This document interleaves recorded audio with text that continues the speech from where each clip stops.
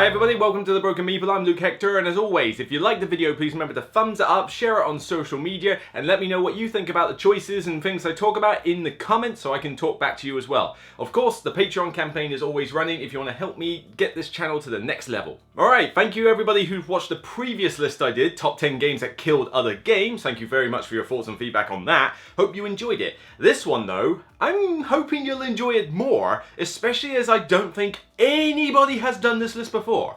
Anyone. Somebody tried to show me a Tom Vassell list that's similar to this, where he was talking about, like, earlier prints were better than the new ones, but that's very much specific to reprints. So, like, the first edition of something is better than the second edition. This is not what this is about. This is a reversal of the previous list, which was top 10 games that got killed by other games. Oh, sorry, top 10 games that killed other games. Let me get it right. This is top 10 games that defended themselves from other games. So normally a game comes out and it's like, oh, I want to play this, but I don't really feel like playing that anymore as a result. This is a game, these are all games, sorry, where another one has come out and everyone says like, oh yeah, this has killed this one for me. And it's like,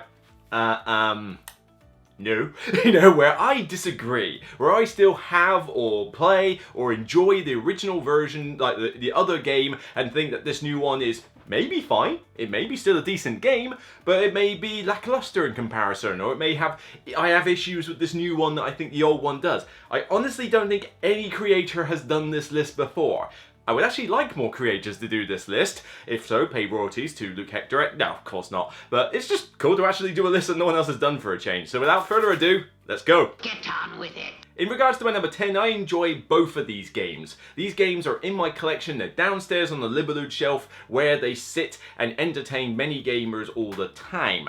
The original game was Mysterium. The potential replacement that came out was Obscurio. And people might be thinking, well, what about Mysterium Park? Well, Mysterium Park is basically Mysterium. It just plays in a shorter time, but I like having them side by side, honestly. I considered Mysterium Park, but Obscurio was one where I'd heard some people say that because they had Obscurio, they didn't want to play the original Mysterium. Mysterium was the great co-op version of Cluedo, where it mixed the Dixit card mechanic with a standard find out who the killer, weapon, and location is. You had the big sort of DM screen, you gave Dixit cards to players, and with this like medium of communication, they had to figure out what the character, locations, and everything else was. Fantastic game. Obscurio does something very similar with a person who can't communicate, except this time you're trying to escape a library, and one player in the team is a traitor who wants to stay in the library. So somebody is secretly messing you over, a la kind of Shadows of a Camelot style, and while you're trying to think, okay, what pictures are going to relate to this clue that they're giving us on this like really cool magnetic book thing in front of you? What clue is it that points to which room, and which one of you is trying to lead me astray? It adds an extra dimension to the game, but I don't think it replaces Mysterium. The idea is very much the same, the Dixit card mechanic with somebody who can't communicate. So there's a lot of similarities, but the dynamic of fully cooperative play and the team dynamic where one person isn't on your side are fundamentally different. You can get heated conversations. I mean, we played Obscurio actually yesterday in London with some friends, and I'm surprised we were friends after that game. Some of us were shouting at each other like crazy. You can go nuts with this, but it's a lot of fun. I mean, we had a great time, but certainly we were, you, and that is a lot more stressful than the co-op version where you're just like, it's nice, I'm gonna figure this out. What could you mean? Did we succeed? Nah, whatever, we had a good time though. It's a lot more laid back in Mysterium. So I don't think Obscurio killed Mysterium. I have them both, I love them both, and hopefully so do you.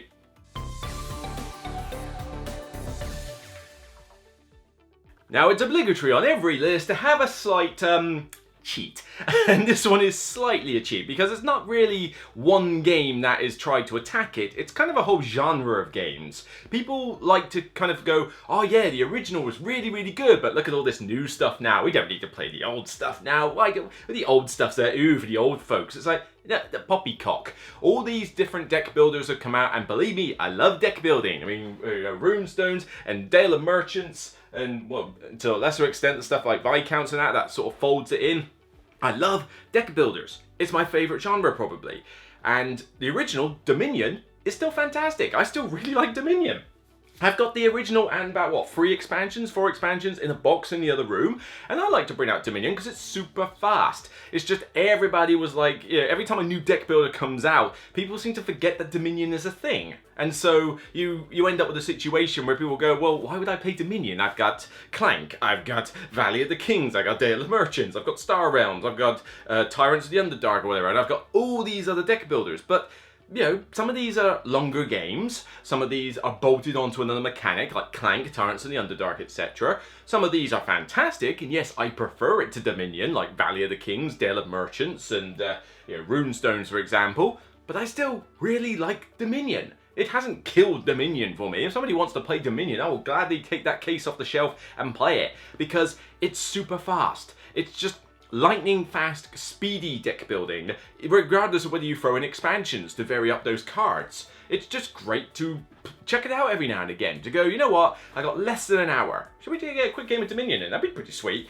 And, you know, it's not restricted to 2 players like something like maybe Star Realms would be, which is obviously very, very quick, but it does have that kind of a, 2-player limit thing unless you expand it to high heaven. Dominion is just a great classic. It was the original one that spawned a whole genre of one of my favorite genres in board gaming, and I still give credit to Dominion. My number 8, I was curious if I was going to put it on this list, because I thought, oh, maybe this is another one of those cases where like a whole genre kills the game.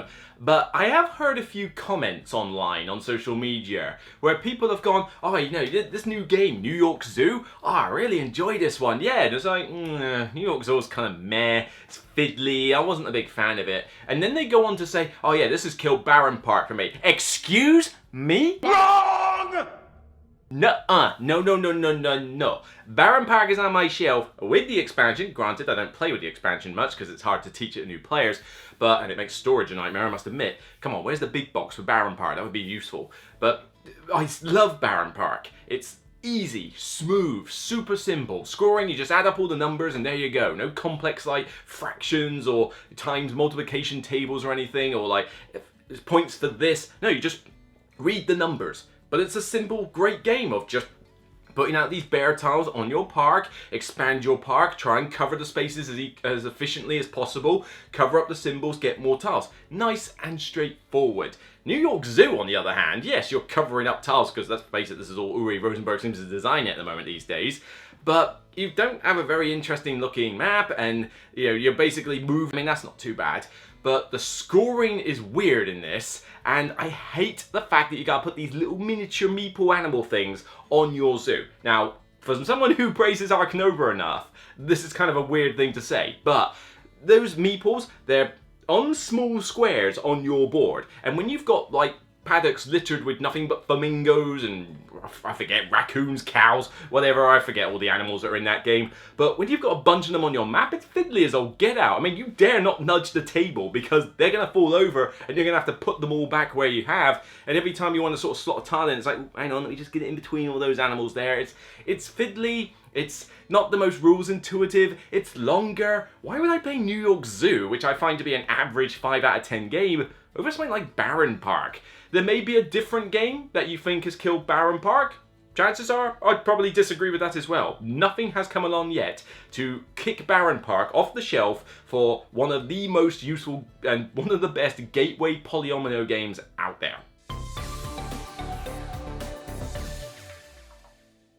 For number 7, now this one, again, I wasn't entirely certain which game to pick for killing this one, so I thought I'd maybe pick one of the worst ones that I don't like.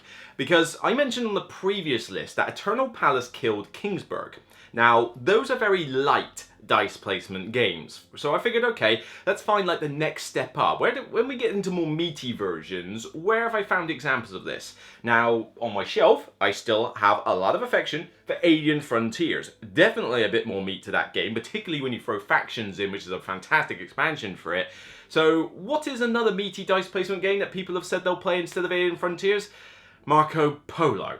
1 or 2, I don't care. Frankly, I mean, I've not played the second one, so maybe the second one's an improvement. The first one can get in the sea as far as I'm concerned. Hate the Marco Polo first one. This did not kill Alien Frontiers. No, Alien Frontiers is on my shelf and I really enjoy it. I want to get it out at some point soon again, actually. But Marco Polo, super dry, theme I don't care about, woefully imbalanced powers, and like a space on the board for traveling around the map that is so contested it's unreal. I just do not care about Marco Polo. In no way, shape or form does that replace Alien Frontiers to me. You know, I do not want to play that game ever again. You're going to have to convince me hard to play the second version of it, frankly, no matter how much it might improve the game and make maybe traveling not quite the, you know, a little bit easier to do, shall we say. But Alien Frontiers has got a better theme, it's smoother, it's more streamlined, it's got the brilliant expansion to add in like your own personal base board, which is not overpowered compared to the ones that you get in Marco Polo.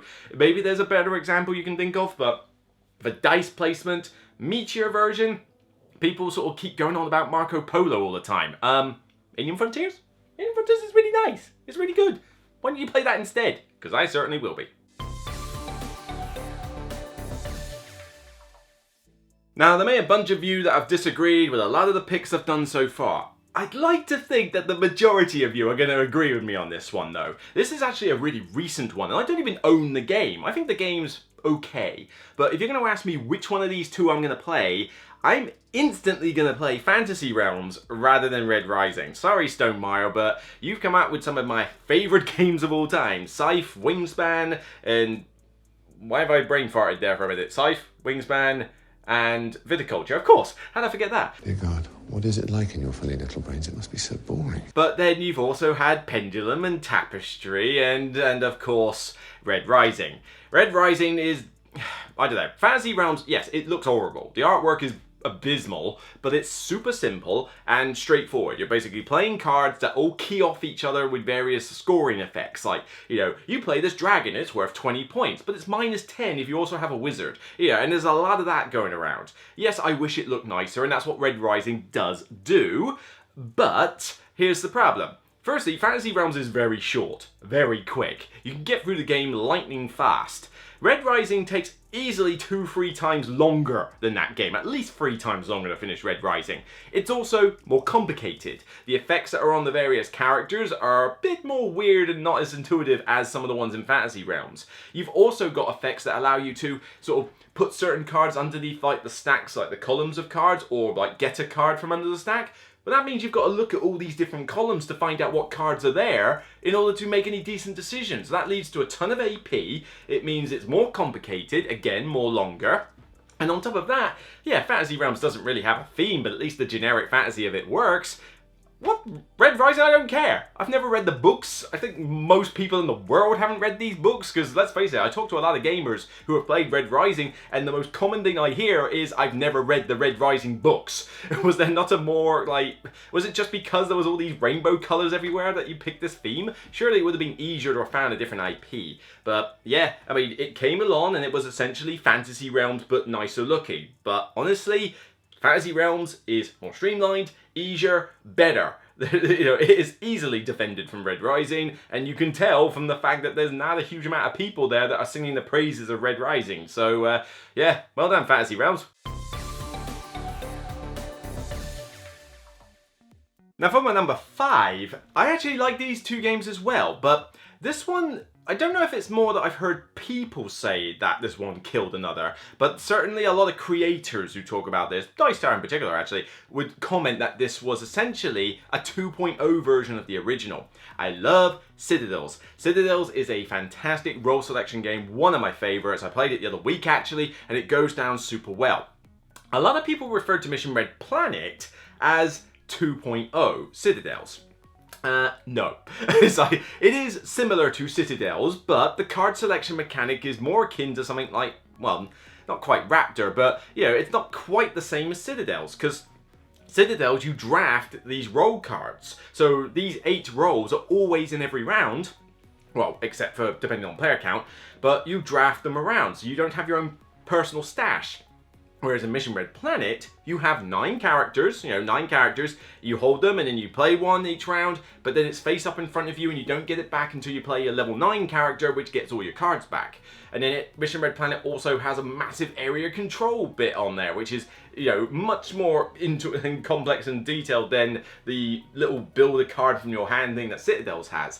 So when people were referring to it as Citadels 2.0, it made people think, well, I won't play I won't play Citadels anymore because I got Mission Red Planet. And it's like, well, can it be both? I have Mission Red Planet on the shelf. I also have Citadels on the shelf. The new Master Set is fantastic. I am annoyed at Fantasy Flight that you actually made a small box version of it after I've got the bigger box. How dare you, Fantasy Flight? How dare you!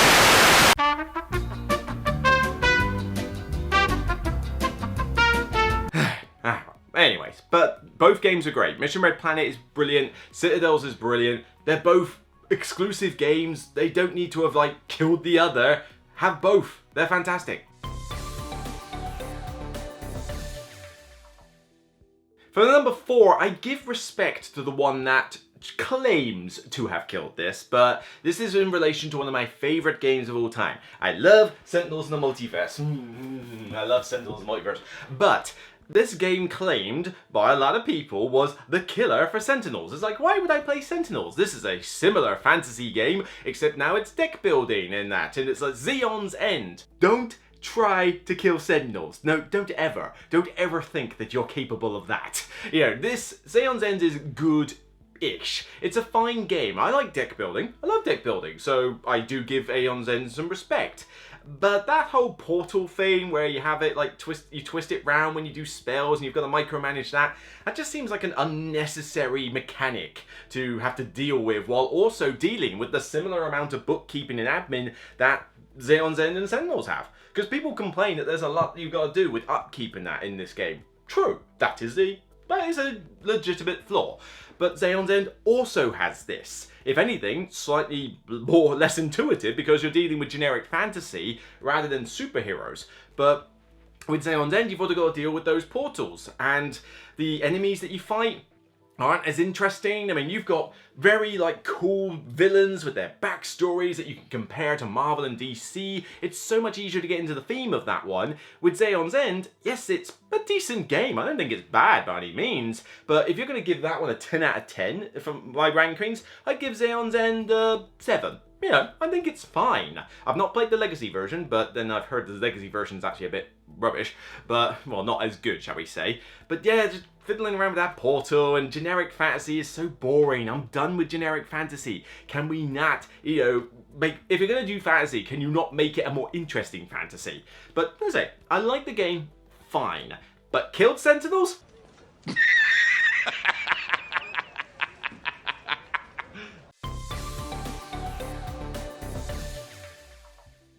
For my number 3, we are going back to Libelud with one of my favourite games where you participate in a magic tournament, playing cards of items and magic familiars in order to gain mana resources, play more cards, get cool effects, generate points, while manipulating a time order track that you can change and chop and change how fast it moves to see how the game will end by the use of drafting these dice. These, very nice dice, in fact.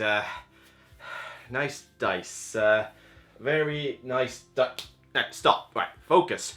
Yeah, but The Seasons is a brilliant game and I love it. I cannot stop talking about Res Arcana. Res Arcana is boring, bland, dry. Wow! That was pretty brutal even by my standards. No backsies. Yeah, you basically have 8 cards the entire game. Yes, you only draft 9 in Seasons, but at least you can get more cards. And there's more stuff that are interesting on said cards. Here, you have an 8-card deck the entire game, and they're not even interesting cards. It's just basically the most generic of resource gathering. I can't even remember what the stuff's called. It's basically get red, turn it into X points. Get green, make it blue, and then it becomes X points. Blackadder has more convincing alchemy than this game does. What you have discovered, if it has a name, is some green. And so people keep claiming that Res Arcana is a Seasons killer. No! Seasons looks better. It's more fun to play. The dice should be enough reason for this, but that's probably more a personal thing. But all the stuff you do in Seasons with manipulating the time order track, how cool some of these cards are. They've got weird and wild effects, particularly the expansion cards. In Res Arcana, it is the most basic, the most generic fantasy-esque alchemy theme with nothing that interesting in it. I just feel it's just a race to 10 points by the most boring methods possible. It's kind of like, well, I don't know, it's kind of like what I got from Furnace, really. You know, it's taking a theme that's particularly boring and then just making you turn X into Y for points. Now, I get that there's some, you can say that about a lot of games, but, the magic theme, the time order track, those dice, the cards, the mana, the fact that the seasons change, which defines what dice and what resources you can get, infinitely more fun than Res Arcana. Yeah, Res Arcana is shorter. I'll give you that. Fair point. But Seasons isn't exactly that long. I mean, you shouldn't be APing like crazy. You can play a 2-player game of Seasons in an hour. Res Arcana probably takes about 45 minutes to an hour to play itself. It's certainly not a 30-minute game like I think some people quote. But, no! Seasons, big shield, Seasons defends from Res Arcana. So for my number 2, we're kind of going back to the whole Dominion thing of a genre of games, but there are one or two in particular that I do hear more mention of. The defended game, the one with the shield, is Seven Wonders. One of the best drafting games that there is. It came out, like 2010, I think it was, like quite a while ago. And to this day, it has stood the test of time, and it is still a great game to play, with or without expansions. But of course, I prefer to have the expansions in there to really juice it up. Leaders and cities, get both, play with both, fantastic. But a lot of these other drafting games have come out that are relatively straightforward, some simpler than others though, and a lot of them try to claim that, this is what I prefer to Seven Wonders now. No. Neom was trying to be beating Seven Wonders. Neom's... no, not Neom. There was another one, Hadara. Hadara is okay, it's got some unique twists to it, but I don't think it's particularly balanced in terms of the scoring mechanisms in it, and again, very dry, and it's just not as interesting. Seven Wonders is just super streamlined, but the biggest contender, It's a Wonderful World, is the newest one that people keep going, I'd sooner play this than Seven Wonders because it's a little easier to get to grips with and yet as fun. No, it's not. Seven Wonders is more fun. It's a Wonderful World is okay at best, but you thought Seven Wonders doesn't have a theme? It's a Wonderful World not only does it not really have a theme, it's the most generic of sci-fi-est themes on there. I forget what you're even supposed to be doing in it. And all you do is basically draft these cards that are either play it for the points they have, or chuck it in for a resource. But then what I tend to find is I'm never scuppered for resources. You might have the rare occasion where you just don't have what you need to play a certain card, but there's always something else you can play. I never find that you can hate draft in It's a Wonderful World, and you should be able to hate draft to some extent. Yes, you want to get a card that benefits you, but you should also be considering your opponent, whereas in this, I'm like, okay, I'll stop you getting this. And they'll just be like, that's alright, I can chuck that card for that and use that as a resource, and there you go, I played the card anyway. Is that, well, what was the point then? I don't find It's a Wonderful World that amazing. I mean, everyone keeps lording over it. Why? It's okay, but Seven Wonders. Seven Wonders for me will always be like the king of drafting games. The civilization theme is much more palatable. The whole fact that the cards are much more distinguished. I mean, in It's a Wonderful World, I forget if there's even a point to the distinguishing colours of the cards. Whereas in Seven Wonders, blue is culture, gets your points. Red is military, makes you win those militaries at the end of each round. Yellow is trading and resources. Green is science. Brown and grey are resources. It's crystal clear what the cards mean, and you can tell just by a colour. That is it. And you don't have to read a ton of things on the side to say, what does it cost or whatever. It's a very simplistic iconography setting. Granted, not a gateway game, but then I don't think It's a Wonderful World is a gateway game either. Both of them are light drafters. But everybody's like, this is the new Seven Wonders killer.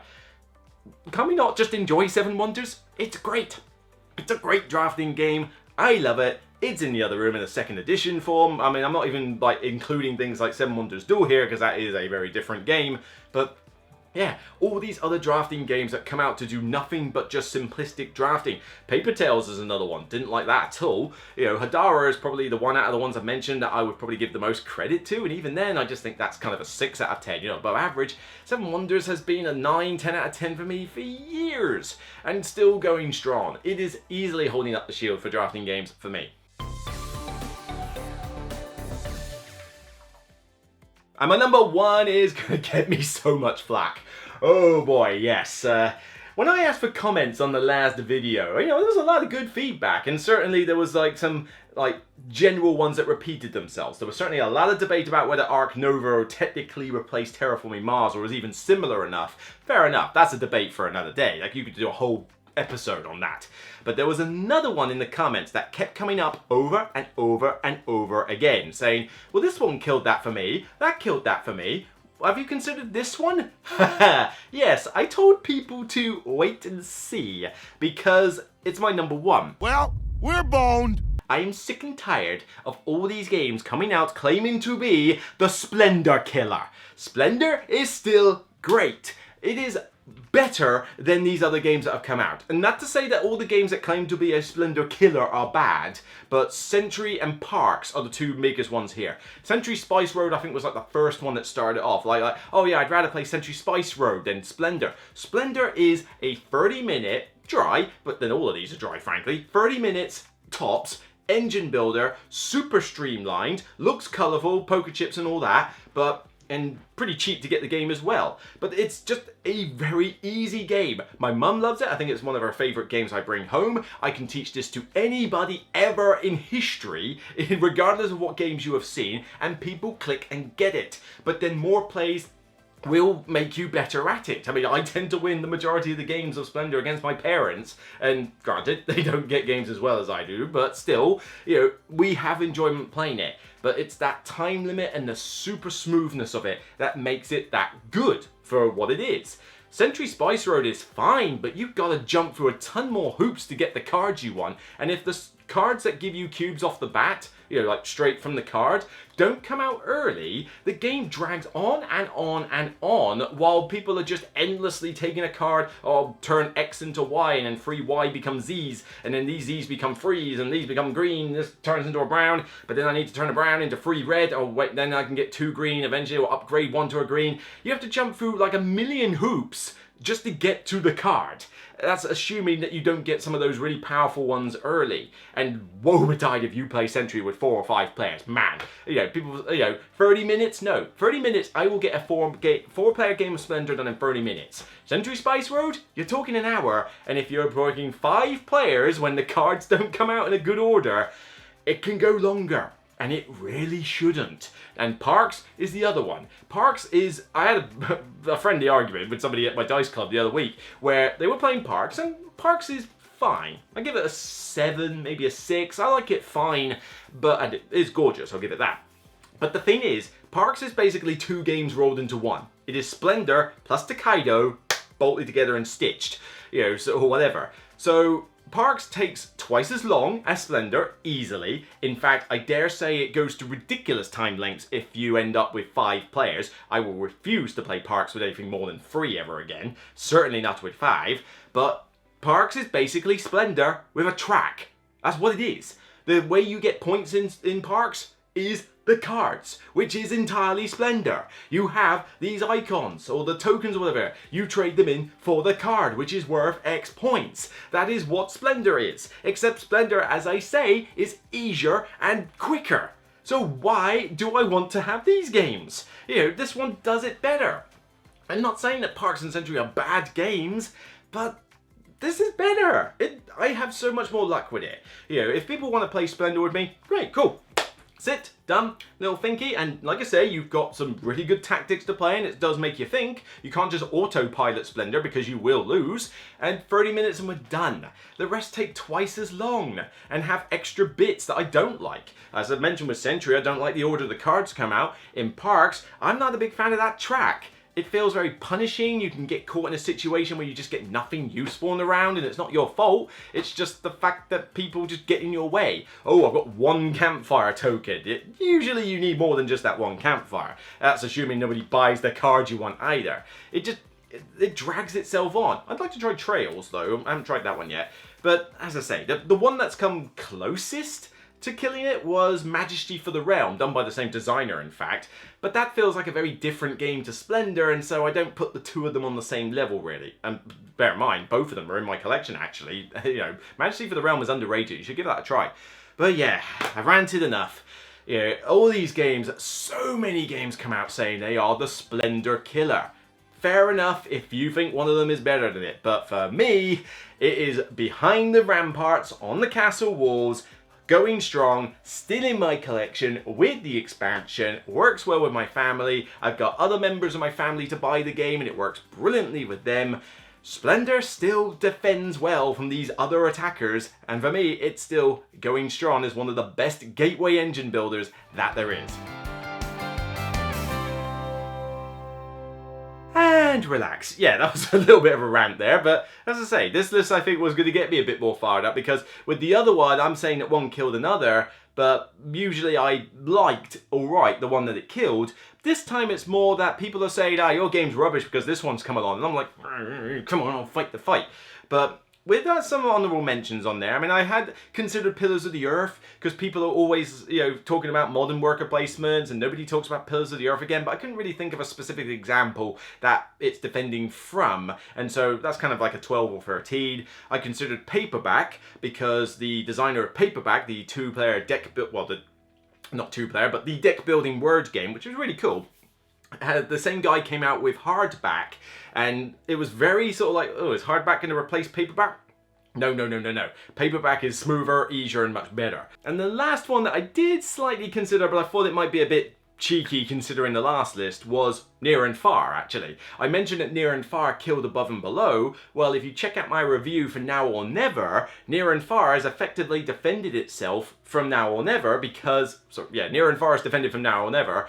Oh God, these titles. Because, well, to be honest, you check out my review for my thoughts on that, and also check out the Dice Tower review that they've done, because Tom Vassel's thoughts kind of echo my own, actually, for that game. It's not the most amazing game ever, like some people are going for. No, it's got some issues, and time length's a big one, but you'll have to check out my review for that. But I just thought having Near and Far on both of these lists just kind of seemed a bit weird. But yeah, as always though, let me know your thoughts, thumbs up the video if you can, and I want to know what, do you agree with my choices? For a lot of you, you could pretty much take my old list, turn it on its head, and then you get this list, because there was plenty of you that disagreed with some of the choices I had before. So yeah, 180 and that's this list for you. But the ones that I've mentioned, do you believe that they did defend themselves, or do you actually believe that the games I mentioned actually did kill the ones that I'm holding the shield to? As I say, I'd like to know your thoughts, and it was hard to come up with this list, I must admit, so I would be interested to know if there's any other examples that you have for ones that have defended from other games that I have not mentioned at all, and why they defend them, why they held it, why they put up a good defense for you. Let me know your thoughts in the comments. So that's it for me. I'll see you on the next Broken Meeple video, and as I mentioned, thumbs up the video and check out the Patreon if you can to help me out. But until next time, you can check out more content, including the previous top 10 list of games that killed other games I mentioned, and I mentioned the Now or Never review. Well, here it is. Go check it out for yourself. Until next time, as always, remember, it's only a game. Bye for now, everyone.